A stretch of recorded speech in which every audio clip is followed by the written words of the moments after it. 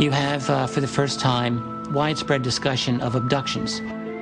At the same time, UFO phenomenon became a major part of U.S. popular culture, world popular culture at that time. It is very much debatable, but some say the term grey was first used in the 1980s to describe the extraterrestrials that were abducting humans and conducting reproductive experiments. The term itself, grey, used to describe these beings, seems to have become more common by the early and mid-1980s. I don't believe that it was common before that period of time. But do the greys actually exist? Or are they simply a product of pop culture? The question arises, what happened, and to what extent does life imitate art or the reverse? It's hard to unsort some of this mess.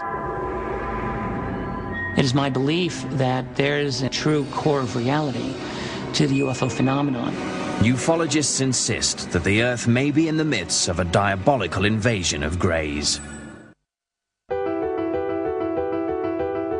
As the 21st century unfolds, the number of alleged grey alien abductions is rising, according to members of the UFO community. There is no way to verify these numbers, but one unofficial poll conducted by the Roper organization puts the number of alien abductions at 4 million. I think the problem a lot of people have with the greys in general is that they don't believe in UFOs to start with, so therefore they're not going to believe in something like abductions. But if you were to acknowledge the reality of UFOs as something non-human, suddenly the reality of something like greys is not all that outrageous, it seems to me. Eyewitnesses who swear they have encountered greys are the primary source for all the information about these extraterrestrials. They report some commonalities that may reveal the true nature of the aliens' agenda. There's always a light that comes from nowhere. It's either like an amber or a blue. Then the terrified abductees report being surrounded and paralyzed by the alien creatures. They're not just making you immobile. They put you almost in like a comatose state.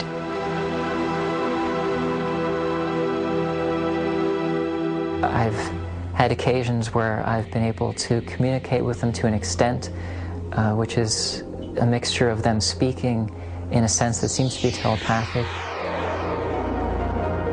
Some even claim the greys whisk their human prizes away into space. And you find yourself in, for lack of a better word, an alien environment where there's lots of light, everything is very poetic is almost the word to use to describe the environment because it feels very surreal. Abductees say that once on board, the greys perform medical examinations, which some describe as being extremely painful.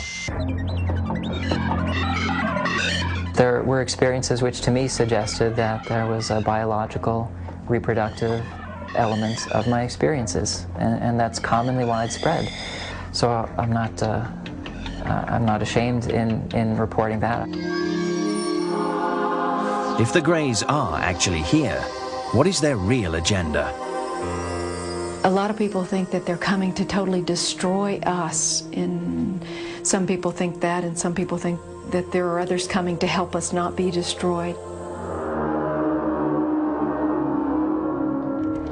Hypnotherapist and self-proclaimed alien hunter Derrell Sims has been studying the abduction phenomenon for more than 30 years.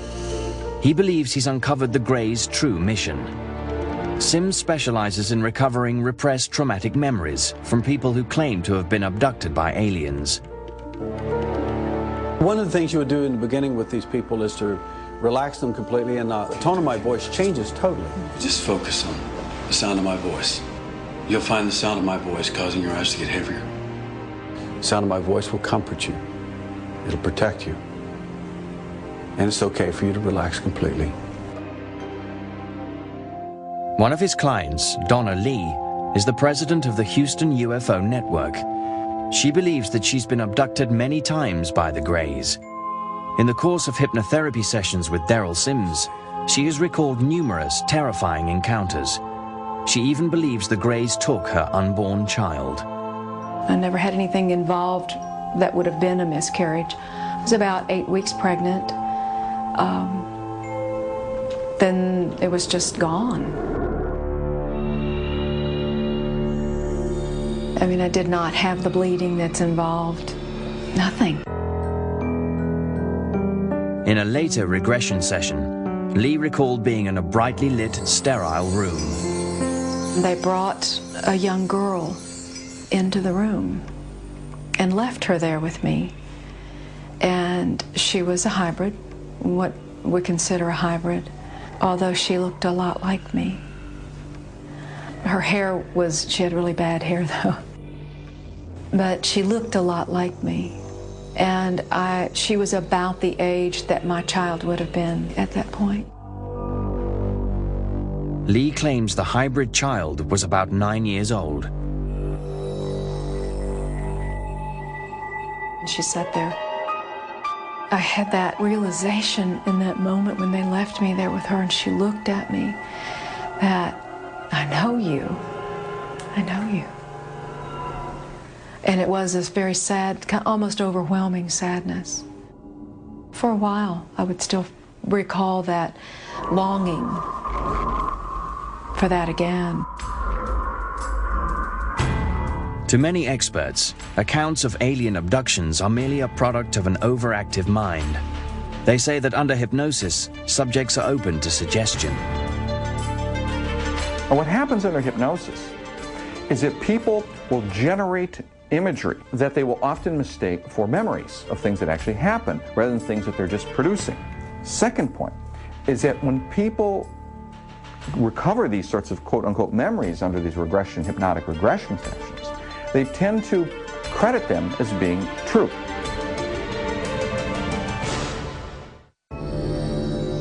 Are the earnest memories of abductees real or imagined?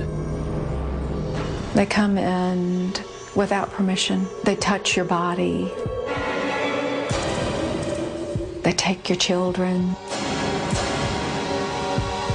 You want to scream, but I mean, my mouth is open and nothing has come out. It's paralysis, but walking paralysis.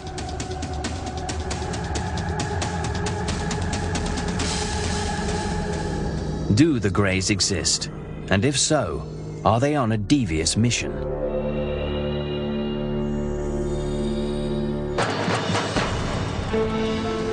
In 2003, a team of psychologists from Harvard University believed they had found the answer.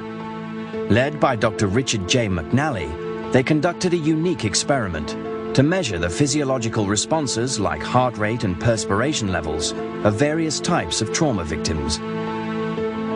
We wanted to see whether people who've recovered memories of space alien abduction would show the same reactions, post-traumatic-like reactions, as do real trauma patients. Our research group has been studying people with recovered memories of traumatic events. And one of the big challenges that we've had is distinguishing between those individuals who've recovered memories of, for example, childhood sexual abuse, or actually genuine memories, versus memories that were perhaps false memories. Dr. Scott Orr directed the lab tests. What this procedure involves is an individual